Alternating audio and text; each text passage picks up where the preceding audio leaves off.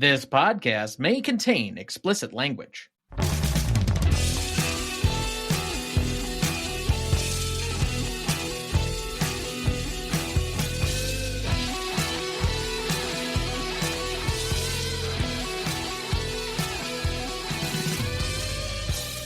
Welcome to the Greatest Movie of All Time podcast, the show that uses a unique grading style to redefine what the greatest movies are. I'm Tom Duncan. And I'm Dana Duncan. We also welcome our returning celebrity guest, all the way from Duluth, colleague and friend of ours, Esquire, Adam Vanderwerff.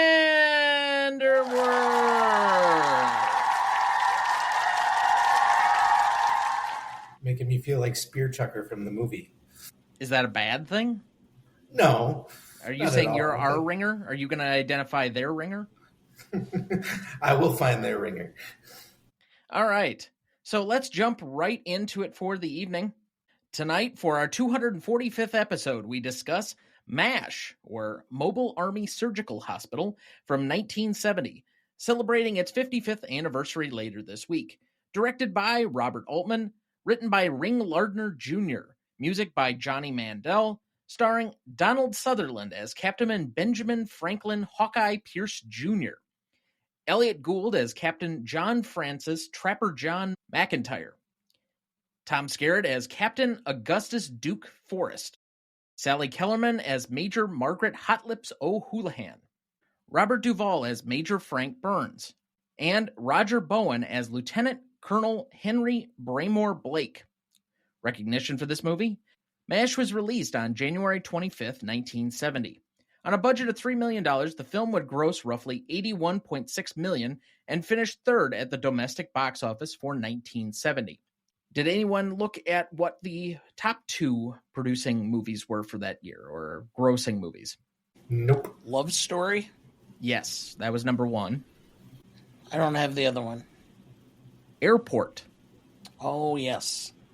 The two directly behind it were Patton and the Aristocats, for what it's worth. Many of the premier critics of the time were effusive in their praise for the film. MASH won the Grand Prix du Festival International du Film, later named the Palme d'Or, at the 1970 Cannes Film Festival and received 5 Academy Award nominations, including Best Picture, Director for Robert Altman, Supporting Actress for Sally Kellerman, Film Editing, and it won for Best Adapted Screenplay for Lardner Jr. The film is number 17 on Bravo's 100 Funniest Movies. It has also been recognized by the AFI in the following lists. 1998's AFI's 100 Years, 100 Movies at number 56. In 2000, the list of AFI's 100 Years, 100 Laughs at number 7. In 2004, it was on AFI's 100 Years, 100 Songs with Suicide is Painless at number 66. And in 2007, on the 100 Years, 100 Movies 10th Anniversary Edition, it was number 54. In 1996, MASH was selected for preservation in the National Film Registry. The Academy Film Archive also preserved MASH in 2000. MASH currently holds an 86% among critics on Rotten Tomatoes, an 80 score on Metacritic, and a 3.5 out of 5 on Letterboxd. So, as we begin each week, Dad, what is your relationship to this film? I started watching the TV show when it was first released or first aired. I watched the first episode. It was not too long after that they broadcast the movie very sanitized on network TV to help promote the TV show. And it was done on CBS. And I watched the movie and couldn't understand where the TV show necessarily came from because of so many differentiations between the characters and the fact that Frank Burns got carted off in a straitjacket and all that. Never did get an opportunity to see the entire film until, oh boy. So this would have probably been about 1973 or 74. I think the first time I saw the entire film was in the late 70s, maybe 78, 79 when it happened to be on HBO. You'll have to forgive Dana. He has a bit of a cough this evening, so his voice is changing a little bit. But I guess my experience with the film is knowing of the TV show, but not necessarily ever really having significantly watched the TV show. I think sometime in the last 2 years or so, you told me to try and watch it because like the entire series is on Hulu or something like that. And I think I watched 2 episodes and I was very, very bored. So I've never gone back to it. I think it is obviously culturally relevant for its time period. It's one of the most successful, if not the most successful sitcom in television history. Most of its major characters are still somewhat household names, at least for people probably 40 and older. But the movie itself, I didn't watch until, I want to say it was during COVID, and I was trying to finish up the AFI Top 100 list. It appears on both the 1998 and 2007 list. So I want to say this would have been a summer of 2020 watch, and I just remember being so bored. We'll see if that's reflected in my assessment of the most recent watch this evening. Adam, I have to imagine, because when you selected this and I said, you want to do MASH? Really?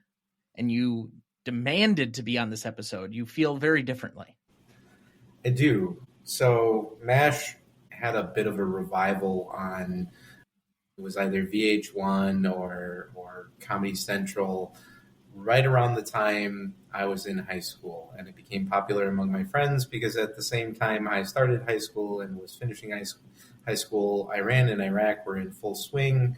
We had friends who were going over to countries we didn't know a damn thing about and experiencing things very similar to the themes and raison d'etre of MASH as a general rule. And I thought the show was hilarious as a teenager and strove to emulate some of the practical jokes. In fact, we definitely picked up some of the jokes and transported them into our everyday lives. And it wasn't until later, after my first job, I worked in the movies and books department at a Target, and they sold the giant MASH box set, all 11 seasons in the movie, in a cool khaki green box, that I discovered there was a movie. And so the first thing I did when I cracked that thing open went, what is this? And popped it in my DVD player and proceeded to learn more about this series that I had been enjoying for 5 years at that point. So what is the movie about? Finding humanity and personalizing how desensitized you have to get to make it through a conflict like war. I think this is an anti-Vietnam film that's not necessarily in the story or in the plot about Vietnam. Correct. But what it does is it casts a shadow on military services and paints it in a more realistic view, which is that it's not pretty, it's not clean, it's not heroic. And the men and women who are involved look for anything they can, whether carnal pleasure, alcohol, or dark comedy, in order to get through the days. Well, I specifically say as much because Robert Altman, I think he did a couple of small feature films. He did a documentary in like the late 50s. But really, most of what he did was on television. And not to step on my own Did You Know section, but he got fired from a lot of productions because of his kind of anti-establishment attitude. And so he got the opportunity to do this. Part of what appealed to him was kind of the anti-war stance that the book takes, or at least anti-military. And so while it is about the Korean War, it still kind of looks a lot like Vietnam. It's kind of out in a jungle-esque area. It looks very similar. And so it's got a lot of similar themes. And so for those, I would say that it's of its moment a little bit more than maybe we give it credit for, because it is counterculture-esque or born from that attitude. Because this is certainly not what was being appreciated in, let's say, the silent majority of America? So I'm not sure what movie you're watching, because the movie I saw was surrounded by mountains and like rocks rather than actual jungle. And I think the themes of the horrors of war maybe were of the time for Vietnam, but they continue forward because journalism as a whole changed in how it presents war. Movies started changing how they presented war, and all of that kind of spawns from this movie. Okay. I think we got different things out of the film. Well, think of it this way. For the film that was just behind it, what, fourth or fifth, was Patton, which was a glorification of war and of the military, versus this, which was subversive. Tore everything that was military down and said, this is folly. Well, I think the difference in it is, if you look at the opening scene of Patton, which we will in a couple of months, there's this rigid kind of honor code that Patton promotes. What it is to be a man, what it is to be a soldier, what it is to be an American. That this movie kind of undercuts. And I guess that's where my point was, is that the two most strict characters, the ones that seem to want to promote order and regulation and all the things that the military is about, Houlihan and Burns, are the two that end up getting either kicked out or kind of undermined at every turn. And the people we celebrate, the heroes, are the guys who are more buffoonish, that are kind of the clowns, that treat everything as a joke, except in the one theater that they have to be very serious, which is in the operating room. I mean, isn't that some of the point of the film, though, is that the strict adherence to regulation doesn't always promote the best efficiency or the best outcome, and that you need some wackiness to grab onto when horrors come around. Are you talking about MASH or about Our Office? Yes. Fair enough. So what exactly would you say is the cultural impact overall for MASH? And I will expand it further because the TV show is begotten from the movie. So without one, you can't get the other. But it comes out 2 years after the original film. They're kind of in many ways linked. I already said that it may be the most successful sitcom of all time. It obviously still holds the number one highest rated show of all time with its finale. But what exactly is the further tentacles of this movie? Because I think there are probably very many. Well, I don't think you're going to have a whole host of anti-military films in the 70s, in the 80s, without MASH laying the groundwork. You're not going to have The Deer Hunter. You're not going to have Coming Home. You're not going to have Good Morning Vietnam. Platoon. Not going to have Stripes. Yep. Stripes I could give more credit to. I think that the anti-Vietnam films that are specifically about Vietnam, whether it's Apocalypse Now or Good Morning Vietnam, Platoon, etc., were going to come anyway, due to the sentiment of the time that was somewhat anti-military. That I do think there were people that wanted to make topical movies that were somewhat of a backlash. But I will say Stripes seems very reminiscent of this movie. I think the anti-war films would have not necessarily had the backing if this had not been such a commercial success. So contemporaneous with Vietnam, how we were reporting on, televising, and otherwise talking about war was shifting a little bit. You know, for the first time, you have correspondents in the field kind of showing some of the horrors and things. And there was an extreme backlash to that when it first came out as disrespectful to the soldier and things. And one of the things that I think comes with MASH is kind of an acceptance that, yeah, that's actually how it is, and they have to deal with this grim reality. And so, you know, I'm with Dana. I don't know that those movies get to the levels they do of criticism without MASH. They may have still existed, but I don't know that they get to go as far.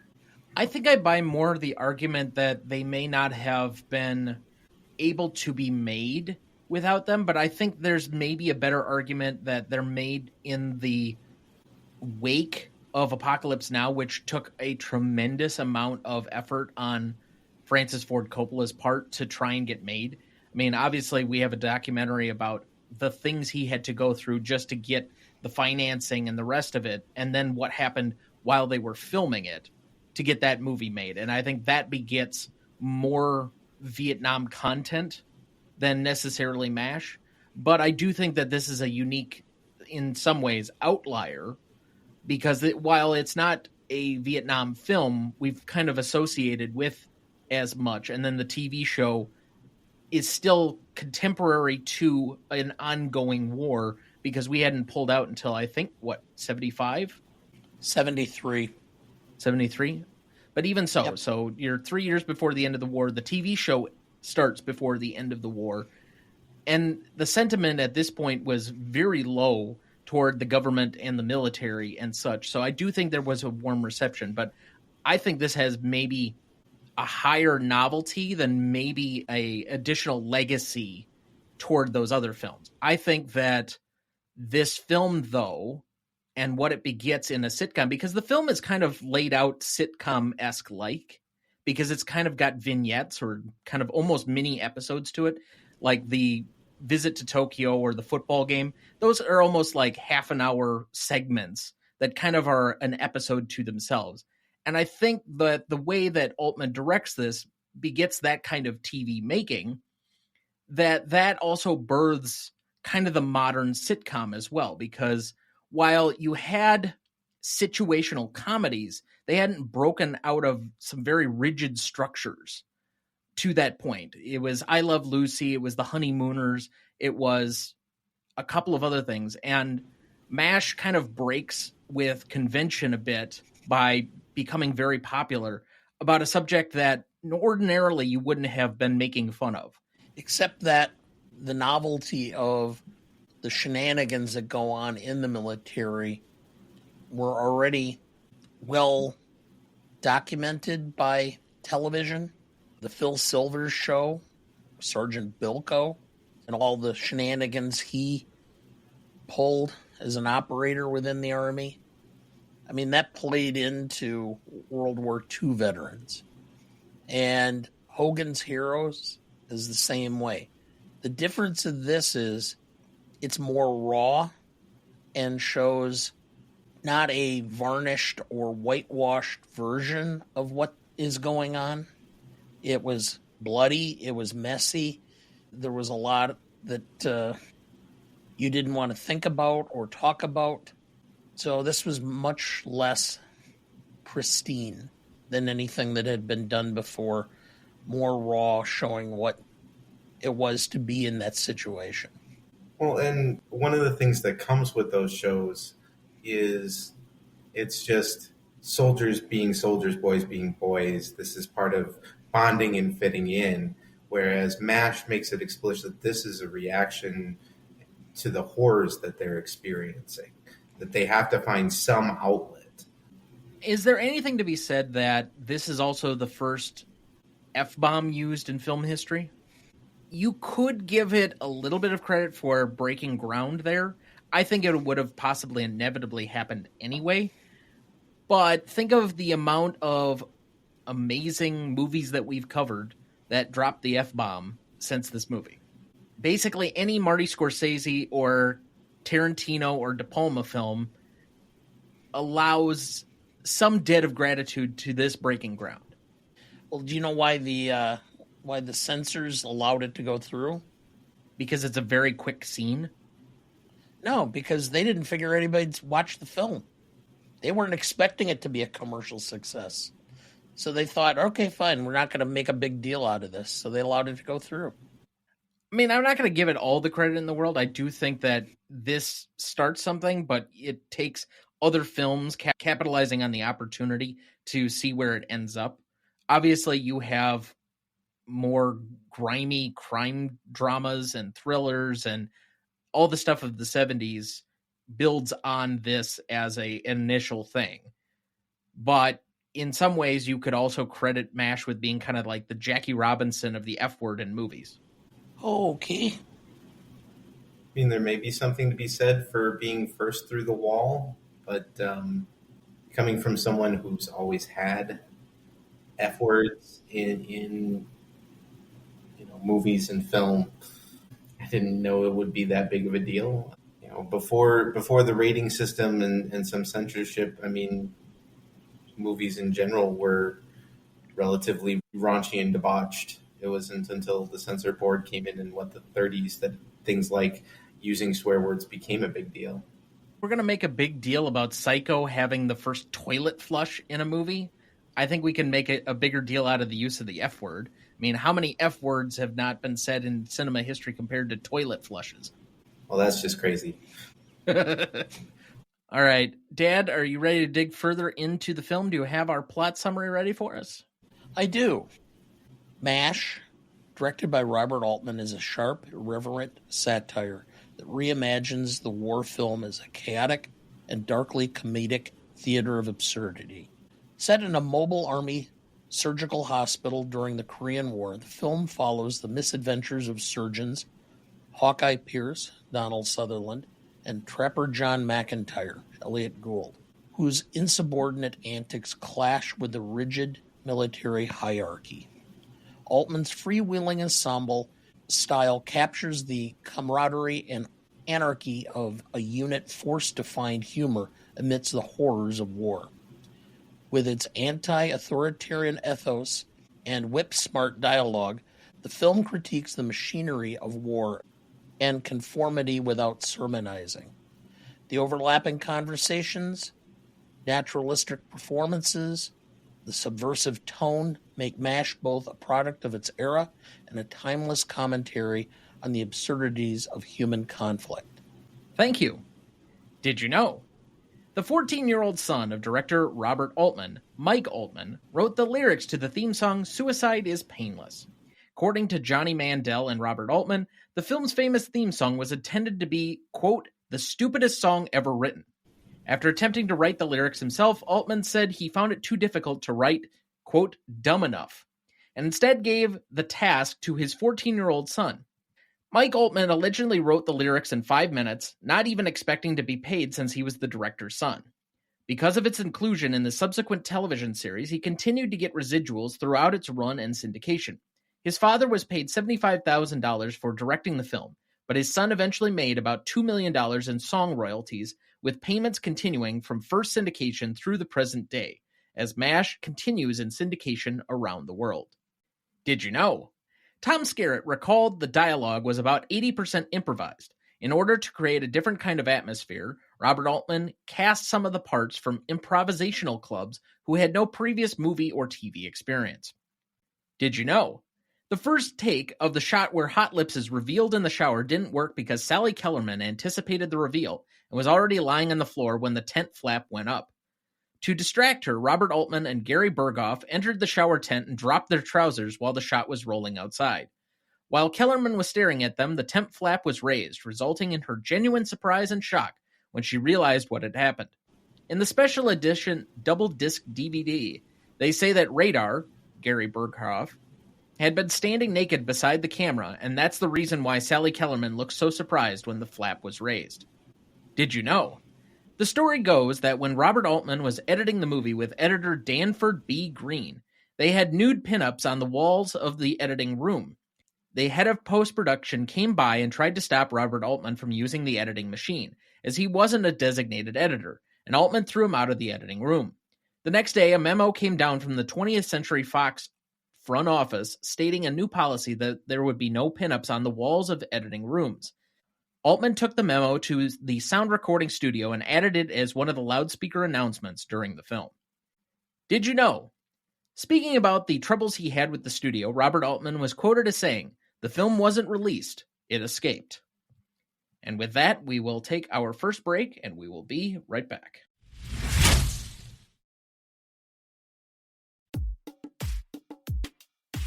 Are the movies that win Best Picture at the Oscars actually worthy of being called the greatest movies of all time? I'm Andrew from the Revisionist Almanac, and my podcast looks to answer just that question. The show is a monthly interactive experience where I dive into a past year with a rotating group of guests to look at what won Oscars for picture, director, and acting. We revise those winners and then let the actual winners battle out our revised picks in online polls where you, the listener, get to have your voice heard.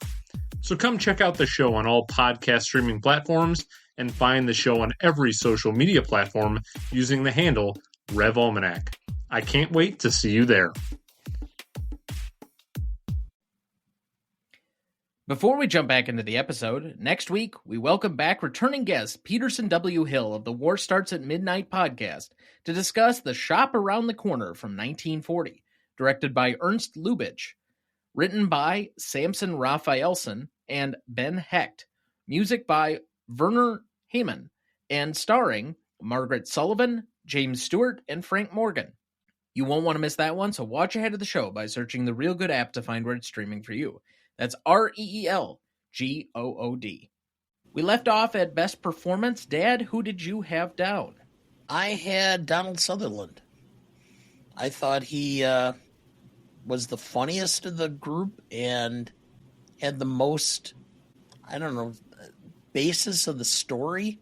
I liked his performance, so that's where I went. I have him as my secondary. I think he has the best range of any actor in the movie, and I think it's on display here. I think he shows the most amount of heart, the most amount of intuitiveness in his acting, and I'm actually just impressed the further on with the more movies we've added to the list of ones we've covered of Donald Sutherland, just variously, how different each role seemed to be from every movie that he was in. His work in The Dirty Dozen is similar to his work in MASH, but it's not in a leading performance. And his work in MASH is completely different from his work in Clute, is completely different from his work in Ordinary People, etc., etc., etc. I marvel at his range as an actor, that he can just pull off so many great characters and feel completely lived in all of them. But ultimately, I went with Robert Altman. As I said before, I think he creates the structure for what is the TV show by kind of putting these vignettes together. It feels somewhat like a diary that's lived in during the course of the movie, because while it seemingly has no narrative structure, and I think that was part of the reason I had so much difficulty watching it the first time, and I will say I enjoyed it more this second time. It felt much more watchable than the first time around because I wasn't focused so much on the story structure. It felt kind of like small chapters in a short story, and more like probably the TV show that I think eventually took their cues from his work on this movie. And so from a tone standpoint, from kind of this counterculturism, I mean, to even having his 14-year-old son write the theme song that obviously became more popular, I think that he deserves my best performance. Interesting choice. While Donald Sutherland is fantastic and Hawkeye is one of my favorite characters of all time, for the movie, it goes to Elliott Gould and Trapper John. You know, his switch from serious to goofy at several points in the movie always felt genuine. The one that strikes me the most is the scene where they're coming in with the congressman's son and he's acting all, oh, goodness, this is going to be terrible. Yeah, but when do you get to go to Tokyo with your golf clubs? And the way he delivered that line in that genuine manner kills me every time. And so I give it to Elliott Gould on this one. I would argue with my dad. I don't think Sutherland was the funniest character. I think it is Gould. But I think Sutherland has the best acting range in the movie. But Dad, who was your best secondary? I have Ring Lardner Jr. for the screenplay. I thought the screenplay did a fairly decent job of blending the realities of war with the comedic aspects of war. Do you have any trouble with the fact that there is a statement by one of the primary actors that I mentioned in the Did You Know section that 80% of the film is improvised? I mean, I know he's the only Oscar winner out of this movie, but does that at all bother you? No. How to put this? In my experience in acting through high school and into college, improvisation is still somewhat structured, and you have to set the tones, you have to set the parameters and the areas of which it's done. And I think he's the one who kind of put them in the right situations and created an atmosphere that allowed them to then improvise certain lines. Wouldn't you credit that more to Altman, though? Both from a casting standpoint, trying to cast more unknowns for their improvisational skills coming from comedy clubs, and creating an on-set atmosphere towards improvisation as opposed to the writing? Maybe. My thought on that is 80% of jokes is setup. So if the 20% they borrow is the setup, I'm fine with it. It's a good point. Who was your best secondary? I don't know the actress's name, but Lieutenant Dish. She played into that role wonderfully. She delivers a lot of jokes with just body language. The smirk as she's flying off after having her night with the dentist, Dr. Penis, is just fantastic comedic timing. And, I think she does a lot without tons of lines, which is why she's up there for me. That is Joanne Flug. Most charismatic, I have the theme song because it's been fucking stuck in my head for 4 days now. It doesn't help that I love whistling that song, and I will just whistle it randomly. Yeah. I have Sally Kellerman. I mean, I loved the stuff she did afterwards. She had a quality that just was so over the top always. She could just go off in these tirades that her level of exasperation was just comedic in and of itself. For me, this one goes to Donald Sutherland. He is, while in the show they claim Hawkeye's smooth, he's often abrasive and over the top. And in fact, in some ways, his character on the show is a combination of Duke and Hawkeye, where in the movie he actually is very good at just being a charismatic leader character and person who can woo somebody. So, definition of charisma, and he's there. Let's move to best scene then. I have 5 nominees here. I have Trapper John, or the introduction of Trapper John. Then I have Hot Lips and Frank, which is their hookup in the subsequent, I guess, Frank getting kicked out. Then I have Suicide is Painless, which is the, as our guest put it, incident with Dr. Penis. And then I have Surgery in Tokyo and the football game. What did I miss? My best scene, which is the opening scene. I like that, the introduction, the whole stealing of the Jeep. I think it sets the tone for this film that it's going to be anti-military and GI. And from there on, you're put on notice that this is not going to be the traditional military film. So before I answer this, what are we calling the surgery in Tokyo? Which portion of that whole vignette are we calling the scene? It's about a 12-minute scene. Well, 12-minute section, and I have no idea how to peel off any one individual scene because it cuts a lot back and forth between things. Okay, well, just my favorite hunk of the movie is the setup to Surgery in Tokyo when they're playing golf and the helicopter comes in, blows their golf balls all over, blows their umbrellas all over, and then we get that line that I was talking about from Trapper John. Yeah, but yeah, when are you going to get to bring your golf clubs to Tokyo? The setup is absurd. What happens is absurd, and the reason for the surgery is absurd, and it's just absurd cubed in this wonderful comedic moment. So if that's in that scene, find that scene. Otherwise, that's subset. All right, so out of these, what is the best scene? Dad, you already said you were going to select stealing a Jeep, but I have Suicide is Painless, which is the, I guess, vignette with the dentist. I just think it's probably one of the more structured scenes. It's dealing with something that shouldn't exactly be funny. Suicide is obviously, I think in a way, a lot more serious now, or at least a lot more seriously taken than possibly it was at the time.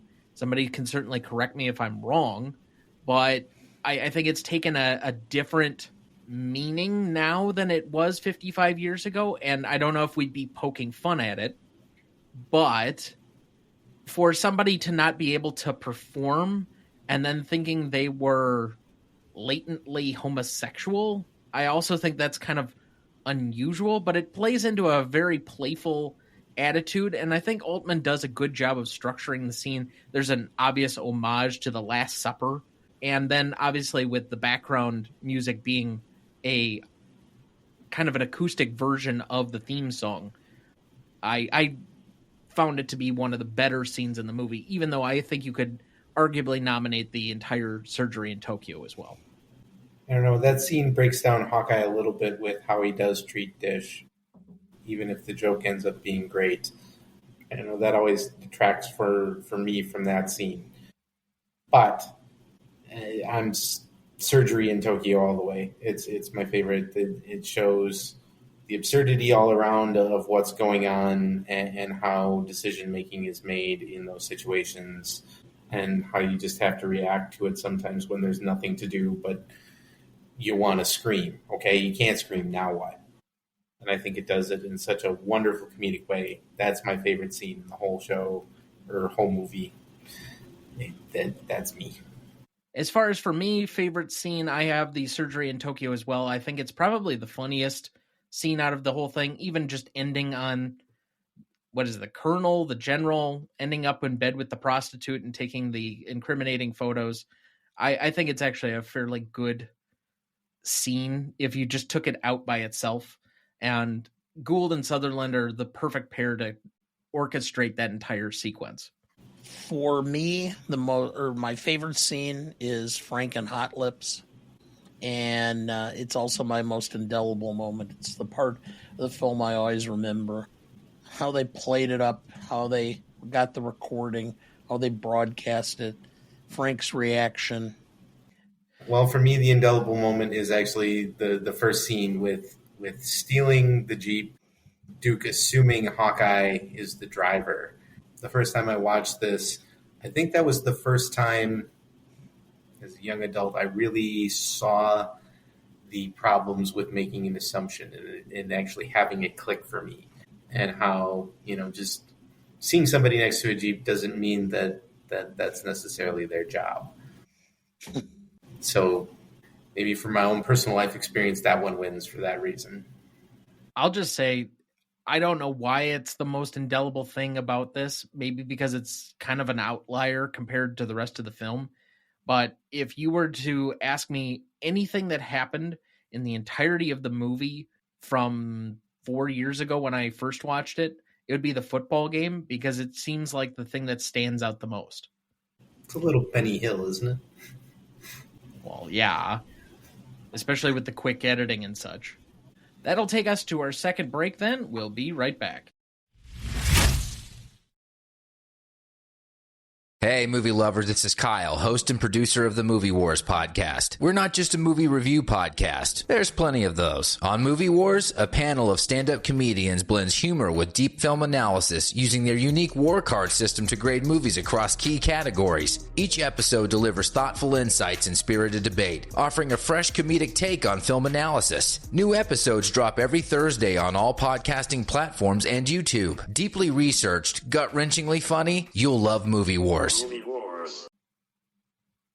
Before we jump back into the episode, and before we get to the Stanley Rubric in a minute, if you're ever curious about our Master Greatest Movies of All Time list that has every graded movie we've ever discussed on the show, there's a link in the episode description of every episode of this show, or you can go to RonnieDuncanStudios.com and find it as the top entry on the Greatest Movie of All Time podcast show page.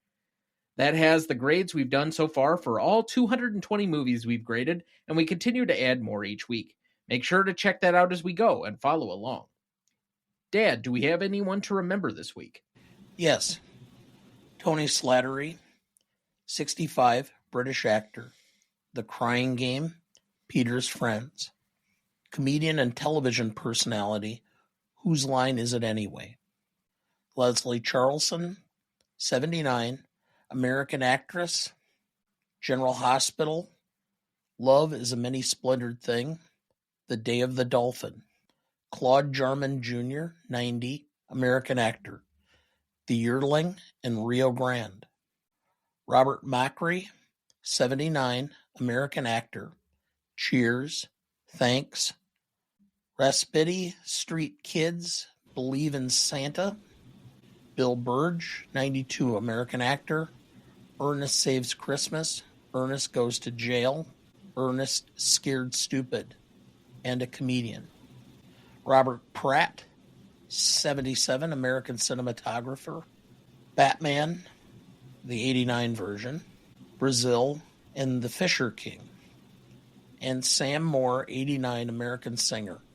Band Sam and Dave, songs You Don't Know Like I Know, Hold On, I'm Coming, You Got Me Hummin', Soul Man, and I Thank You. 1992 Rock and Roll Hall of Fame inductee. I obviously don't have much of a relationship with many of these performers. The one that I do, I will say that I've heard many songs by Sam and Dave, and several of their songs, Hold On, I'm Coming, and Soul Man, obviously are the top two among those, but have been favorites in a playlist of mine for quite a while at this point. So I obviously will miss his presence, but his music will live on, just like the contributions from the rest of our cast here. And so we recognize these here with a moment of silence in their honor.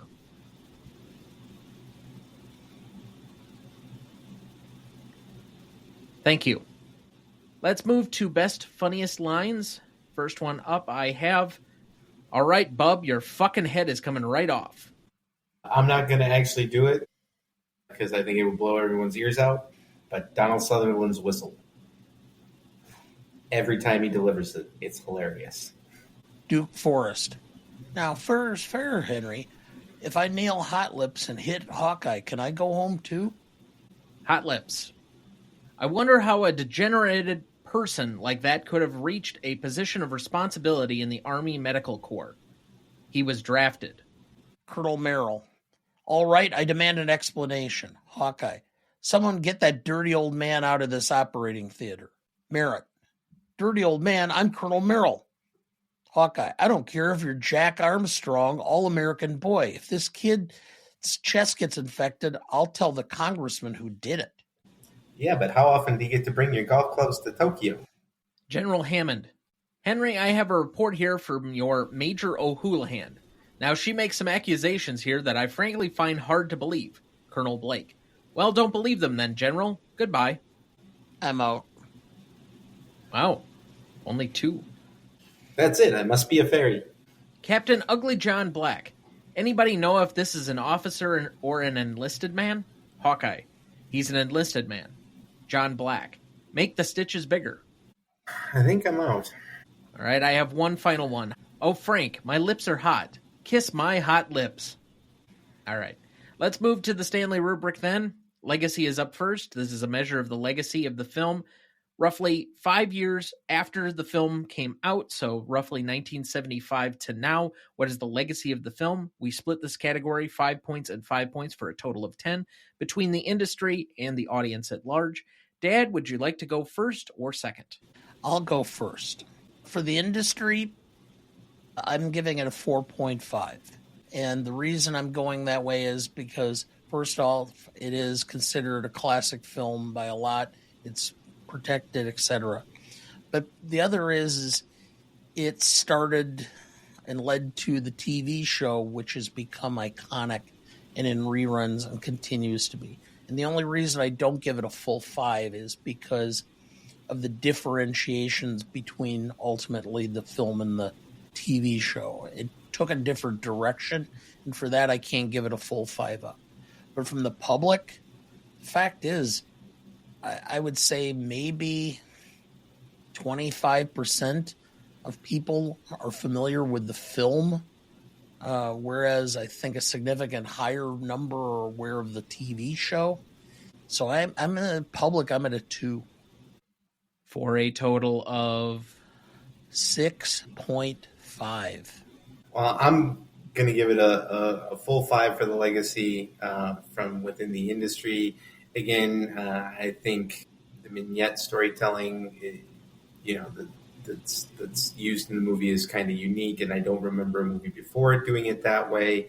Setting up the television show obviously gives it such a great moment, and as I've mentioned before throughout the show, I think the way they treat the war was new and novel, and even if there were other movies coming, I don't think they have the license to go as deep as they did without the cutting commentary that comes from this movie. So from an industry standard, I give it a full 5. I am with Dana that, however, the movie in terms of the general public is not well known. I watched all 11 seasons of the show before I even knew there was a movie, and I only discovered it because I got the box set. And so for that reason, I'm going to give it a 2 for a cool 7 points. Okay. I think it would be hard to argue based on the fact that Donald Sutherland had only done very bit parts. He had not really been a leading actor to this point before this movie, and I think this proved that he could do more, proved his range as an actor beyond just doing these bit parts like appearing in The Dirty Dozen. So then you also have Robert Altman. This is his real first breakout film.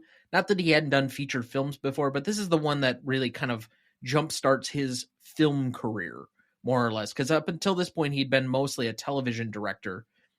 And he goes on to have a fairly nice 70s run, does some stuff during the 80s, but comes kind of back during the 90s. And he's, by some standards, one of the great directors of all time. So I think between just those two, you'd have a high industry score. But obviously going on to create or being the catalyst to, if not the most successful television sitcom of all time, it's in the top 3 probably. So I have that at a full 5. But on the audience, I don't think you guys are giving it enough credit for the name recognition that people have. Yes, it is from an association with the TV show, but they know the characters. They know a lot of the jokes, the structure. A lot of that comes from the movie. And while there are not a lot of people that have seen it, I can't go up to a 5. I'm going to go up to a 4 on that side of it. So I have a 9. It's an interesting thought. Here's my rebuttal, if you will. Ask them what movie Augustus Duke Forrest is from. Well, from that standard Colonel Blake. People know Colonel Blake from the TV show. He was in the first 5 seasons. 3. Or 3 seasons. Oh, all right. But either way, we have a 7.5 average between the 3 of us. All right, let's move to impact and significance. This is a category judging the impact and significance of the film within the first 5 years that it was released. So roughly 1970 to 1975. What is the impact of this among both the industry and the audience at large? We again divide this category 5 and 5 for a total of 10 points. I will go first here only just to say, do we really have to argue over a 10? Not to my mind. No. The TV show alone would probably make this a 10. Yeah. So that is a 10 average between the 3 of us. Moving on. Let's move to novelty then. This is a measure of the originality of the film, whether that be the writing, the comedy, the subject material, etc., and then how well they executed on that originality, or just in the film in general. We split this category again between 5 and 5 points for those 2 subjects for a total of 10 points. Adam, let's let you lead off on this one.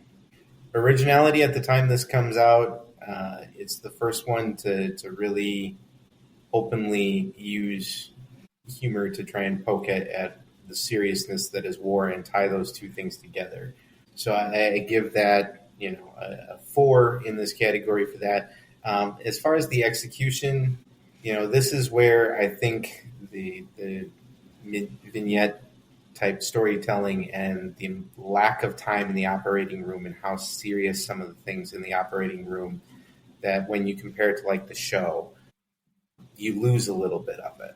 And so I'm only going a 3 here, so that's a total of 7. And they almost wanted to cut out all of the operating room scenes, but a couple of people visited the set and told the producers that was what held the film together, because you almost lost that entirety of it. I will say that I agree with you on the 5. Well, I agree with you to a point, but I'm going to go to a 5 on the originality. I think this is a fairly unique concept. If you go back and look at kind of anti-military films of the moment, there weren't a lot of them. Maybe Dad's commentary on Sergeant Bilko and some other things where it's comedic. I don't know if that's still counterculture in the way that this is, though. So I'm going to give it a full 5 for the originality, but I agree with you on execution. I think this movie does suffer a bit from its lack of budget.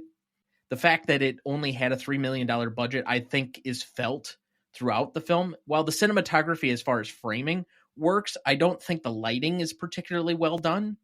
And I do think that the lack of a story structure through the whole thing does make it difficult for new people to appreciate the film. I know that we gave it a hard time on last week's show, Kieran specifically saying that it was unwatchable. I know I've gotten comments from other frequent guest and collaborator Andrew Corns that this is not a very good war film in his opinion.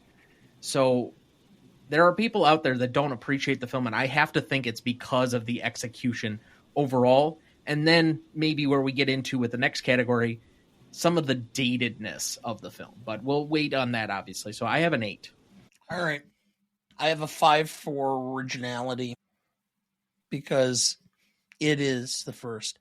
Execution, I guess I'm going to go with a 4 for execution.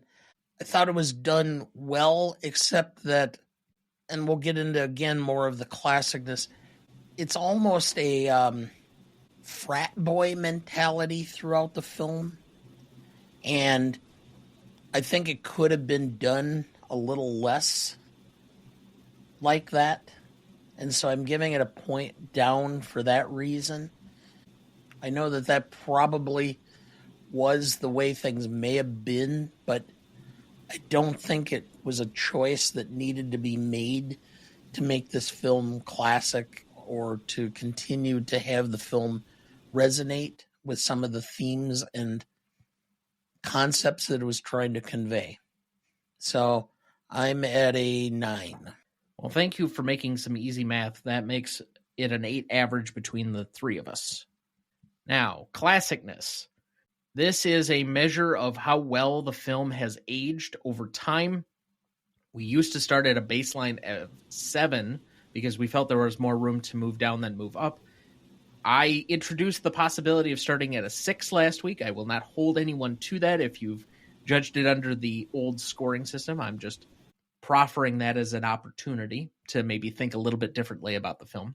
But at dinner this evening, before we started recording, I think my dad said that this may be one of his lowest ever classicness scores for a film. So with that in mind, I will let him lead.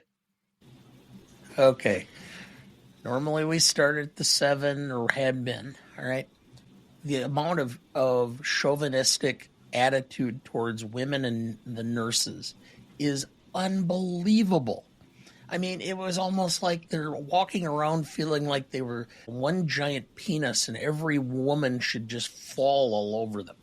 The fact that they treated them so offhandish, they were just, instruments by which their jokes could be implemented, their irreverence towards anything that was of discipline or of cultural norms. Now add to this what I consider one step below a gang rape, which is the shower scene with Hot Lips. Boy, that's strong language. Oh, if you tried to do that nowadays, I understand. I mean, you'd be crucified, and you should be. I mean, it was just, and it's done in a way that you're supposed to find it funny. You're supposed to chuckle along that they did this. It's definitely a violation of privacy. I'm not going to debate that, but putting it on the level of like that level of violation, it's I'm pretty not sure close. I'm ready to go there. Okay, if you are forced without any knowledge or consent to be completely exposed to a large group of people. My objection is not that this is a bad thing. It is. My objection is that you're putting it up there with something that is like just short of murder in my mind.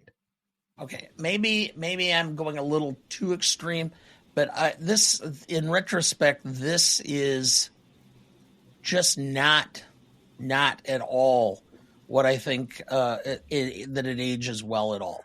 And the fact that they're so condescending to anybody who has any kind of level of interest in discipline or in the military. I understand it's supposed to be poking fun at the establishment, okay? But it goes overboard at times. And the fact that the way they treat Father Mulcahy throughout the film as being almost a joke, it just, to me, again, gets a point down for that. And so I by the time I got done with all my little things, I'm at a 2.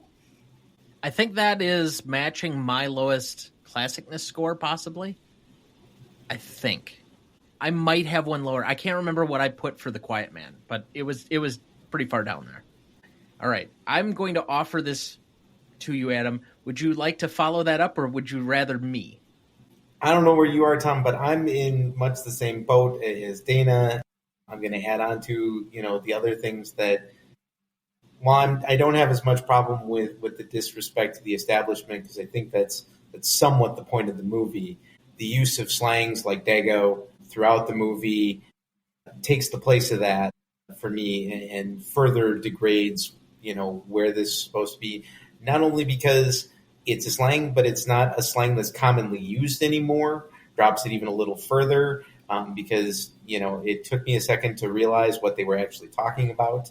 And considering that, they're using slangs wouldn't apply the best to Father Mulcahy, which is an Irish name, and instead should be a Mick or one of the other ones that would apply and would have still been commonly used at the time.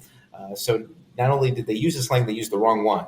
For that reason, I'm at it too. It's the chauvinism is a problem. The get me a nurse who doesn't put her tits in the way. That line was unbelievable the first time I heard it. It's still unbelievable to me.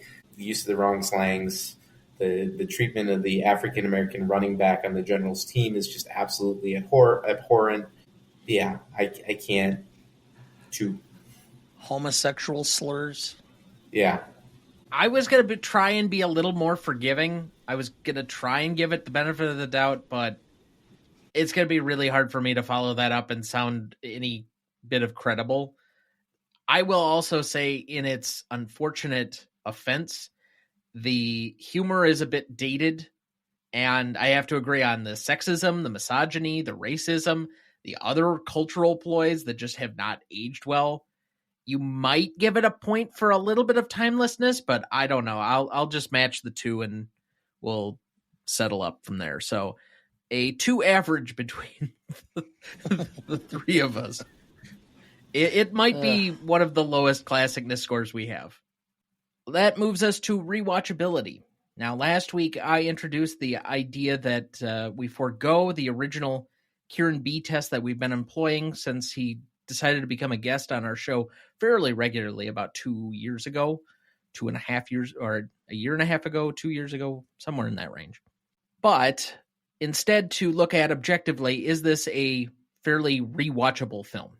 Now, that is a little bit subjective yet, but just generally, I didn't feel that this movie dragged nearly as much as I did the first time that I watched it. Now, part of that was I just wasn't expecting much plot, and so I could just watch for the rest of the story and enjoy it a little bit more that way. The other thing is that I watched it in between watching a Packer playoff loss, so anything that was entertaining during the boringness that was helpful. And so maybe breaking it up into small pieces or chunks during commercial breaks was enough to help spur me through this movie. But I guess I'm going to be a little bit forgiving. Is this something that I'm necessarily going to go back to often on a personal level? No. I still think that the lack of narrative structure does not help people get introduced to the film or want to revisit it often. But I'm going to give this a 5.5. I'm going to stick with my test that I've pitched for this. The what I buy it out of if I saw it in a $5 movie bin.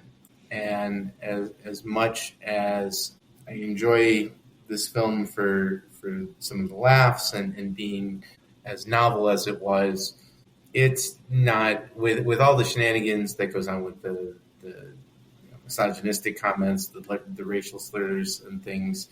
Every time I watch it, I am constantly shook at how insensitive it is. And some of that is the point of the movie, but it also makes it hard to watch. And so while it's a good reminder that those things exist, it's not one I'm going to pick up and choose to watch on a regular basis.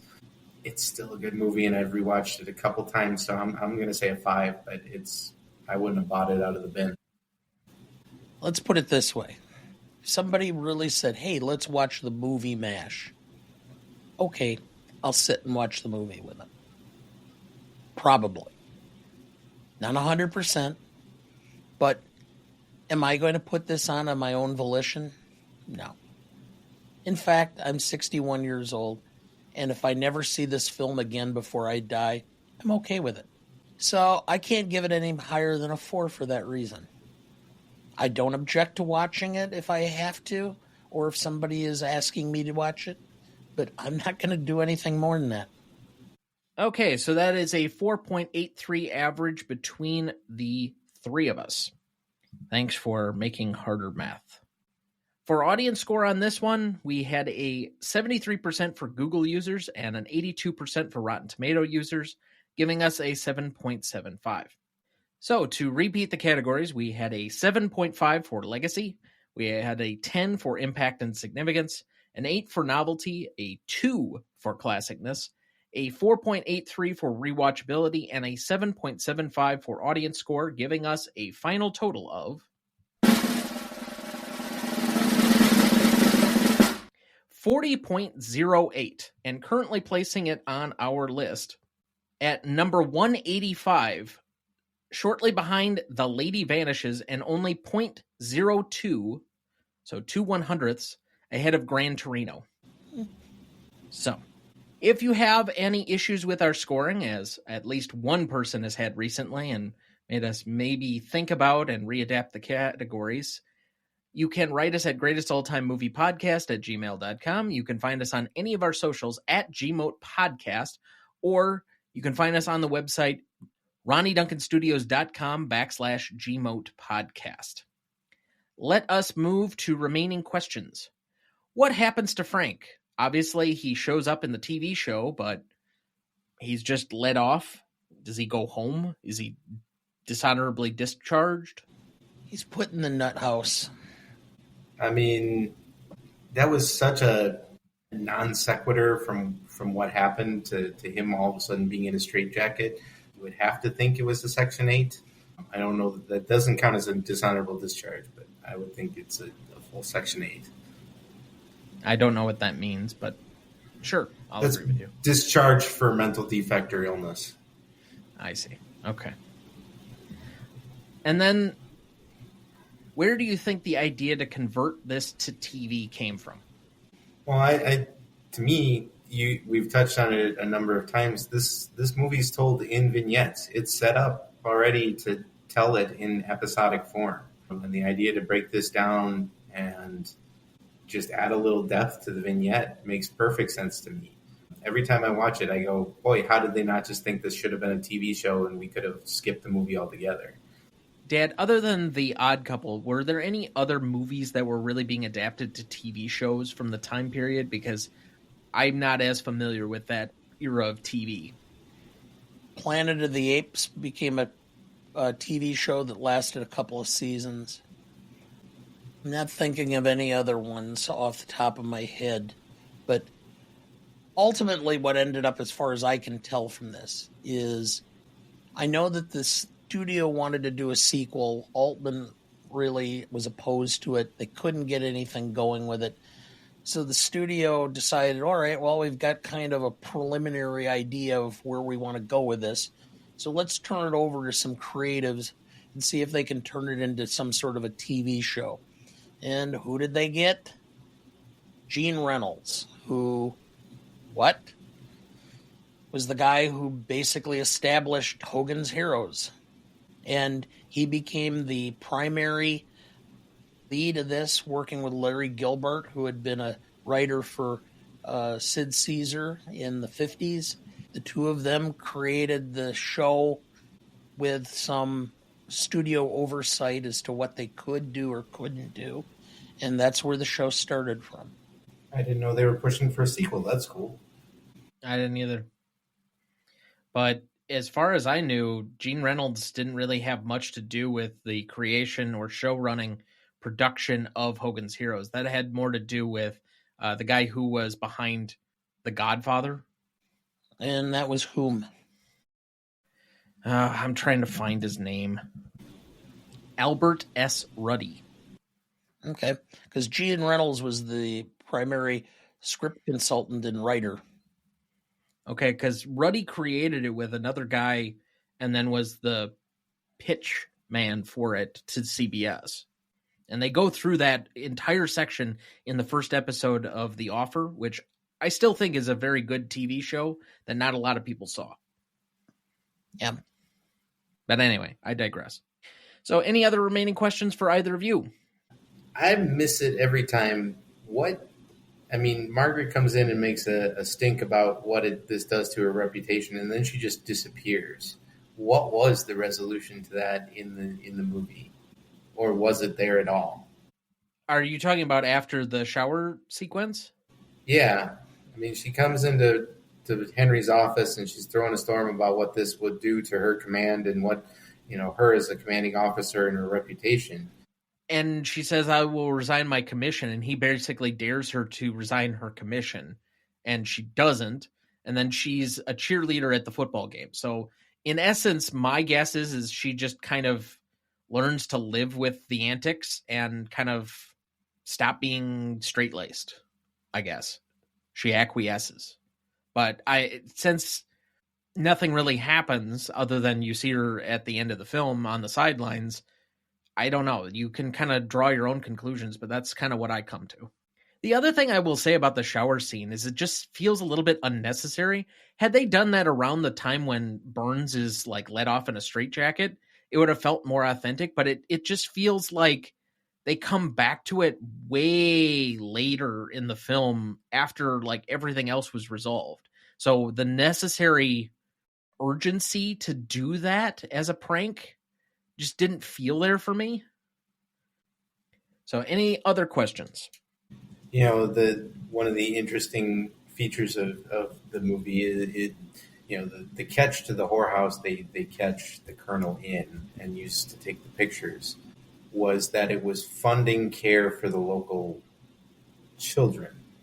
That was that's the central theme of the TV show is that the doctors there grew to care for the locals just as much as they did for the soldiers coming through their operating room.